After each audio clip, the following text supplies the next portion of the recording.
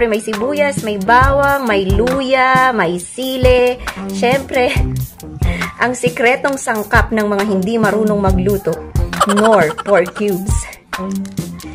At, ito yung unang gata. Mahalaga yan, unang gata. Pangalawang gata. Ayan. At hipon. Hindi po kami gagamit ng pork, hindi po kami gagamit ng alamang. Ito lang. Hipon lang. Main ingredient, syempre, ang kinayod na santol. Kailangang hugasan ang kinayod na santol para mawala ang asim. Pwede rin pong tigaan. Tapos, set aside at i-drain para mawala yung extrang tubig. Pero ang unang ilalagay ay yung pangalawang gata. Yan. Pagsasama-samahin lang yung bawang, sibuyas, luya, at saka sili. Yes, ilalagay na po yan. Ilalagay na rin po ang hipon. At ilalagay na rin ang pork cubes. Tapos, pakukuluin po ito. Bakit ba shansi ang gamit ko? Ano to? Magpiprito? Hayain na. Yan. Pakukuluin po yan. Pakukuluin muna. Hintayin muna natin kumulo.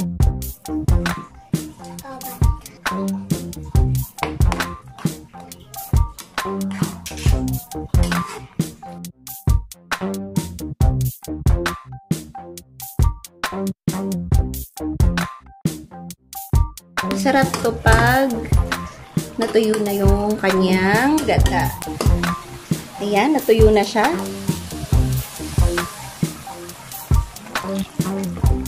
Lalagay na natin ang unang gata. Ito yung unang piga sa niyog.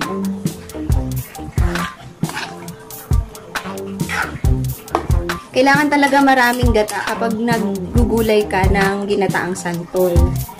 So, 2 perasong malaking niyog po yung ginamit namin dito. Medyo patutuyuin lang siya ulit.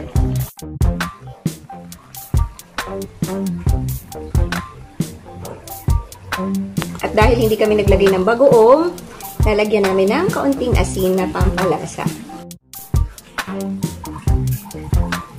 Eto na siya! Tingnan nyo yung kanyang gata. Medyo nagmamantika na siya. So, ibig sabihin, luto na ang ating ginataang santol with shrimp. Bahala kayo kung anong gusto nyong isahog. Kung alamang o bagoong. O kaya, pwede rin, anong tawag dun? Taba ng baboy. Pero mas gusto ko tong shrimp. Ayoko ng alamang kasi maalat yun. Pwede nang lantakan, bes. Yan! Eto na ang nalutong ginataang santol.